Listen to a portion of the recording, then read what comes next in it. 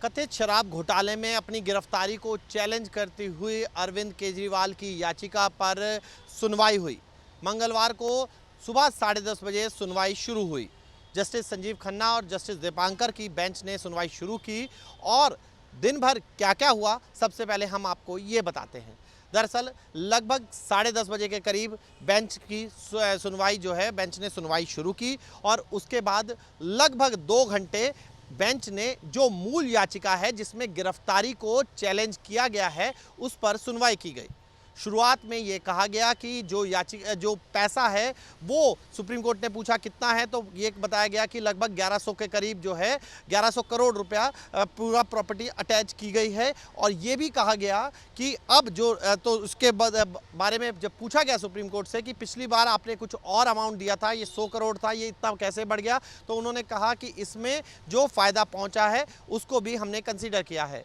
इस दौरान supreme court ने 2 साल जो इस पूरी इंक्वायरी के खिंचने पर भी, जांच के चलने पर भी सवाल खड़ा किया।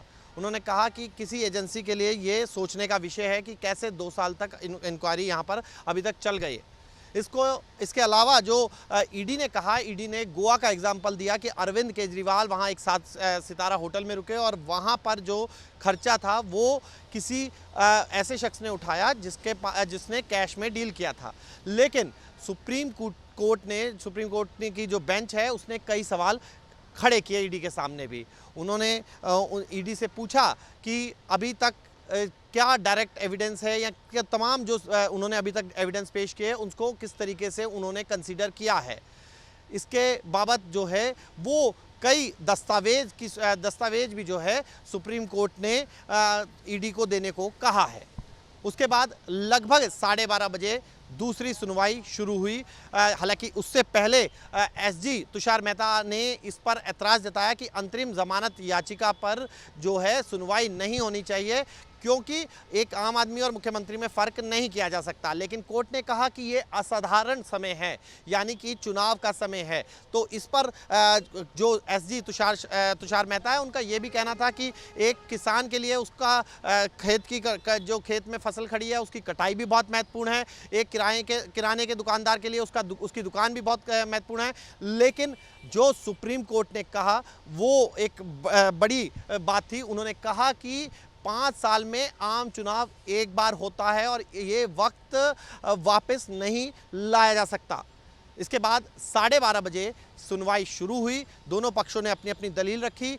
मुख्यमंत्री के पास कोई विभाग ना होने का मुद्दा भी जो है वो ईडी की तरफ से उठाया गया। लेकिन ये भी कहा गया कि जब कोर्ट ने कहा कि अगर हम आपको जमानत दे देते हैं तो क्या जमानत देने पर आप किसी फाइल पर साइन नहीं करेंगे, तो कोर्ट को ये कहा जो अरविंद केजरीवाल के वकील हैं अभिषेक मनु सिंघवी, उन्होंने सुनवाई के दौरान स्पष्ट तौर पर कहा कि हम किसी फाइल पर साइन नहीं करेंगे अगर एलजी किसी काम में अड़चन नहीं अड़ाते हैं, ग्राउंड के किसी काम में अड़चन नहीं अड़ाते हैं, तो हम किसी फाइल पर साइन नहीं करेंगे। इन्हीं तमाम दलीलों के बीच जो है 1-1:15 बजे तक सुनवाई चली और ईडी ने भरसक प्रयास किया कि इस अंतरिम जमानत को, पहले तो इस पर सुनवाई पर ही विरोध किया और उसके बाद जब सुनवाई हुई तो अरविंद केजरीवाल की याचिका का भी उन्होंने विरोध किया। उसके बाद 2 बजे के करीब दोबारा से बेंच बैठी और मूल जो याचिका है उस पर फिर से सुनवाई हुई। आधे घंटे तक ये सुनवाई चली, जिसके अंदर कई चीज़ें कही गई हैं। मूल जो याचिका है उसमें यह भी कहा गया है कि अरविंद केजरीवाल आदतन जो है वो क्रिमिनल नहीं है, यानी कि वो ऐसा नहीं है उन पे अलग मामले चल रहे हों। उसके अलावा भी कुछ बातें कही गई जो हम आपको एक बार ज़रूर बता देते हैं। क्या क्या कहा गया अब आप वो सुनिए। सबसे पहले जो कहा गया ज़मानत ये देते हुए कि जो सबसे महत्वपूर्ण बात थी उसमें ये कहा गया कि जस्टिस संजीव खन्ना और जस्टिस दीपांकर दत्ता ने कहा कि केजरीवाल कोई आदतन अपराधी नहीं है, यह एक अभूतपूर्व परिस्थिति है। लोकसभा चुनाव जारी है और अरविंद केजरीवाल दिल्ली के चुने हुए मुख्यमंत्री हैं। अगर चुनाव नहीं चल रहे होते तो अंतरिम जमानत का सवाल ही नहीं उठता था और चुनाव 5 साल में एक बार आता है। सुप्रीम कोर्ट ने ये भी दखल किया कि आधिकारिक कार्यों में आप जो है वो दखल अंदाजी नहीं करेंगे, यानी कि सरकारी काम में दखल अंदाजी नहीं करेंगे। विरोध में क्या क्या गया कोर्ट का नज़रिया क्या है, आपको राजनेताओं के लिए अलग कैटेगरी नहीं बनानी चाहिए। इसके अलावा देश में इस वक्त 5,000 से ज़्यादा केस चल रहे हैं जिसमें नेता जेल में बंद हैं। ऐसे में उनको ज़मानत पर रिहा नहीं किया जाना चाहिए। तो और जिस तरीके से मैंने बताया, किसान का एग्जाम्पल उन्होंने दिया, कहा ज़मानत पर रिहाई दी तो यह संदेश जाएगा कि केजरीवाल ने कुछ नहीं किया है, लेकिन उन्हें चुनाव से पहले गिरफ्तार कर लिया गया। ये भी कहा गया है कि अगर उन्होंने संयोग किया होता, यानी कि नो सम्मन्स को नज़रअंदाज नहीं किया होता, तो फिर इस तरीके की स्थिति नहीं आती कि उनको 6 महीने में नो सम्मन भेजे गए। लेकिन कोर्ट ने तमाम चीज़ों को कंसिडर करते हुए सुनवाई जारी रखी और सुनवाई के बाद ये कहा, जब 2:30 बजे बेंच उठी तो ये कहा गया कि अब अगली सुनवाई जो मूल याचिका है उस पर एक दिन छोड़कर, यानी कि गुरुवार को सुनवाई करेंगे और अगर आगे फिर अगले हफ्ते में भी ये मामला सुना जा सकता है। और अंतरिम याचिका पर जो है, अंतरिम जमानत की याचिका पर अभी आदेश नहीं दिया गया है, उस पर फैसला आना अभी बाकी है। अरविंद केजरीवाल का अभी उनको राहत मिल पाती है या नहीं, इस पर कोर्ट का रुख क्या रहता है, अंतरिम फैसला क्या, अंतरिम जमानत का फैसला क्या आता है, ये देखना बहुत ज़्यादा महत्वपूर्ण हो गया है। लेकिन अरविंद केजरीवाल की सुप्रीम कोर्ट से आस फिलहाल अभी तक खत्म नहीं हुई है। वीडियो जर्नलिस्ट सुमित कुमार के साथ मोहित बख्शी, न्यूज़ नेशन, दिल्ली। कथित शराब घोटाले में अपनी गिरफ्तारी को चैलेंज करती हुई अरविंद केजरीवाल की याचिका पर सुनवाई हुई। मंगलवार को सुबह 10:30 बजे सुनवाई शुरू हुई। जस्टिस संजीव खन्ना और जस्टिस दीपांकर की बेंच ने सुनवाई शुरू की और दिन भर क्या क्या हुआ, सबसे पहले हम आपको ये बताते हैं। दरअसल लगभग 10:30 बजे के करीब बेंच की सुनवाई जो है, बेंच ने सुनवाई शुरू की और उसके बाद लगभग 2 घंटे बेंच ने जो मूल याचिका है जिसमें गिरफ्तारी को चैलेंज किया गया है, उस पर सुनवाई की गई।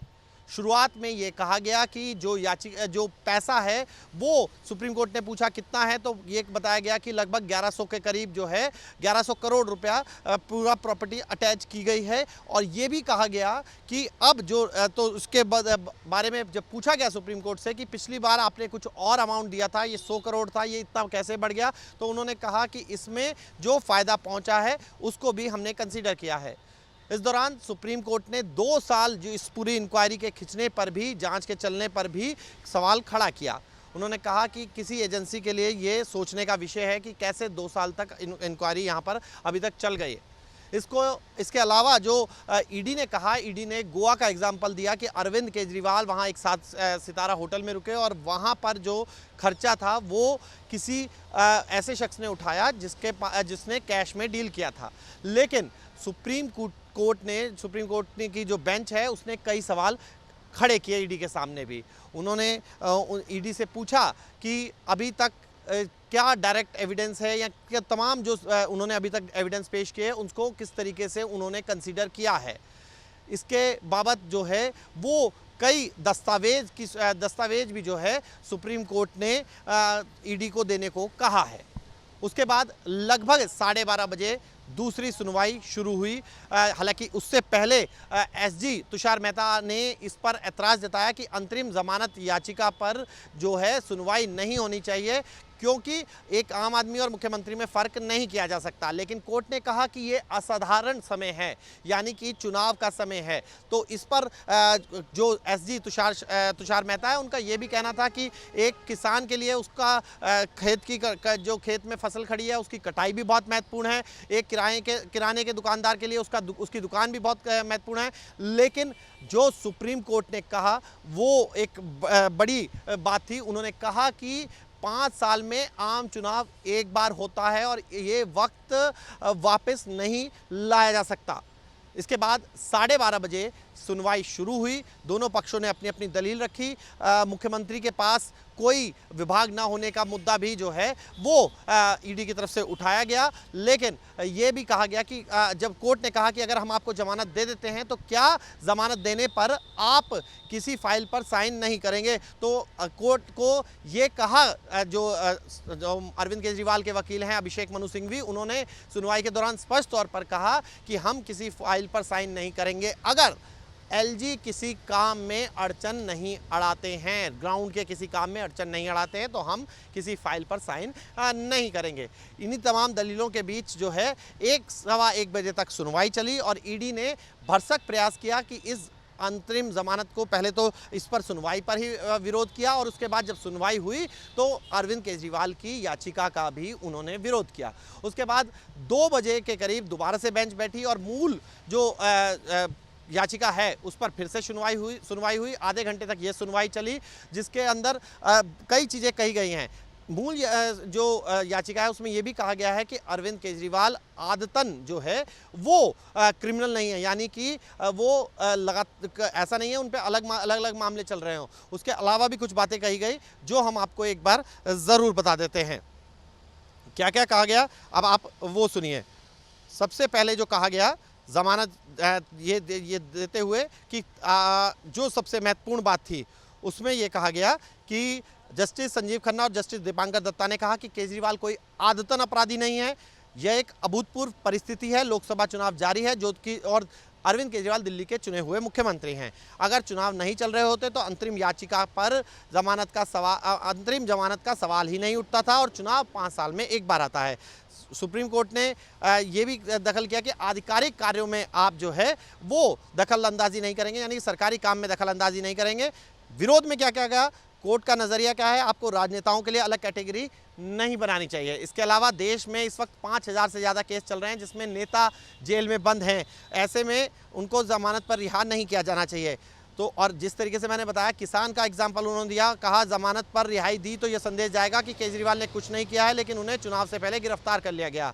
ये भी कहा गया है कि अगर उन्होंने संयोग किया होता, यानी कि नो सम्मन्स को नज़रअंदाज नहीं किया होता, तो फिर इस तरीके की स्थिति नहीं आती कि उनको 6 महीने में नो सम्मन भेजे गए। लेकिन कोर्ट ने तमाम चीज़ों को कंसिडर करते हुए सुनवाई जारी रखी और सुनवाई के बाद ये कहा, जब 2:30 बजे बेंच उठी तो ये कहा गया कि अब अगली सुनवाई जो मूल याचिका है उस पर एक दिन छोड़कर, यानी कि गुरुवार को सुनवाई करेंगे और अगर आगे फिर अगले हफ्ते में भी ये मामला सुना जा सकता है। और अंतरिम याचिका पर जो है, अंतरिम जमानत की याचिका पर अभी आदेश नहीं दिया गया है, उस पर फैसला आना अभी बाकी है। अरविंद केजरीवाल का अभी उनको राहत मिल पाती है या नहीं, इस पर कोर्ट का रुख क्या रहता है, अंतरिम जमानत का फैसला क्या आता है, ये देखना बहुत ज़्यादा महत्वपूर्ण हो गया है। लेकिन अरविंद केजरीवाल की सुप्रीम कोर्ट से आस फिलहाल अभी तक खत्म नहीं हुई है। वीडियो जर्नलिस्ट सुमित कुमार के साथ मोहित बख्शी, न्यूज़ नेशन, दिल्ली।